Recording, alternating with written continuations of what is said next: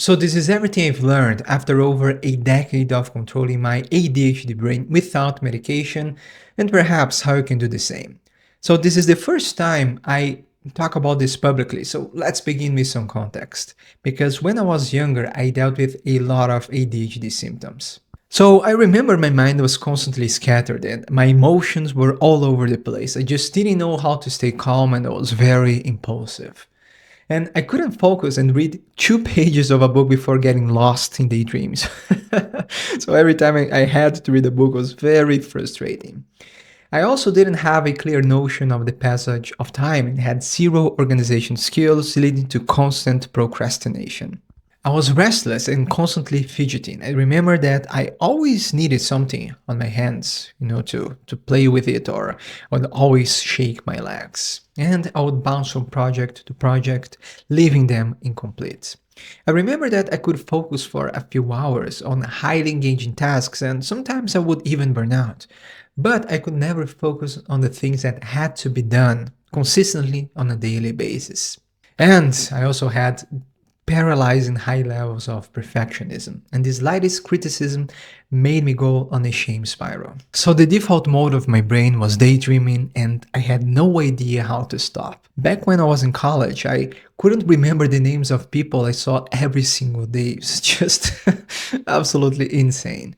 So eventually, I knew something wasn't right, and I learned more about ADHD and possible treatments.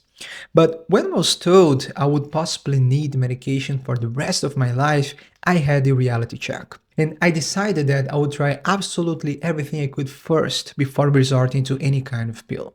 And this is not me shaming people on medication, because I completely understand its function and how it can be necessary.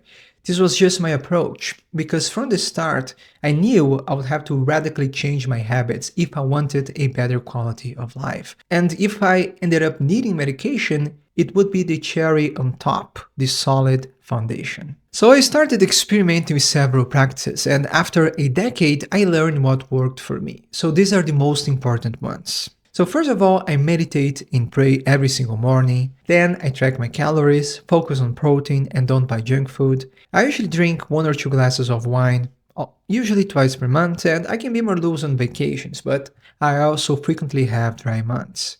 I go to the gym 4 times per week and walk at least 8,000 steps per day, and that's how I dropped 25 kilos. I also prioritize my sleep and limit my caffeine intake to usually 15 grams only in the morning. I also play guitar for emotional regulation and prioritize being creative. And most importantly, I focus on accessing the flow state as often as possible, since it reshapes your brain network and has trauma healing properties. So whenever I deviate too much from my routine and can't get into flow, I start to feel anxious, low mood, and my mind gets all scattered again. And when I started studying psychology, I also learned that there is a huge overlap between ADHD and CPTSD. So looking for a Jungian therapist was also very healing. Specifically learning how to practice active imagination and dream analysis, because it allowed me to have an objective view of my psychic dynamics and correct them in real time. So now this is also a part of my daily practices. And by the way, if you are interested in learning more about Jungian psychology, shadow integration, and how to get into the flow state, you should join my newsletter down below. I'll also send you a copy of my book, Pistis, Demystifying Jungian Psychology. So in the last decade of controlling all of these symptoms, I have learned many invaluable lessons, but the one that stands out the most is how our attitude toward our reality can either make or break us. So, objectively speaking, it's harder for me to keep my mind sane than it is for a lot of regular people. While others can be more flexible and careless about many things, I have to be disciplined, otherwise I always pay the price. And of course, it's also true that many people have it much worse than I do. But regardless, for the longest time, I thought this was unfair, and this would only make me feel inferior, powerless, and depressed. It was only when I fully accepted my reality and stopped looking for someone to blame that I began experiencing immense freedom and joy in my seemingly boring and strict routine.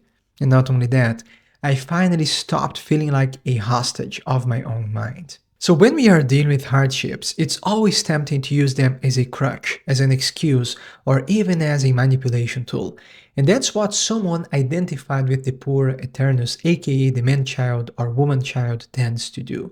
So the poor chooses comfortable illusions to avoid hard work and allows labels of ineptitude to define who they are. And some even actually seek and hold on to these labels as a get out of jail free card. But as Carl Jung says, staying with the truth is the first step to healing neuroses. To overcome our challenges, we must first accept our realities and take full responsibility, even if it's objectively harder for you. And that's how we can make the best of our circumstances, overcome our challenges, and perhaps even find freedom and joy like I did. So if you're interested in learning more about how to conquer the poor Eternus, you can watch the next video over here.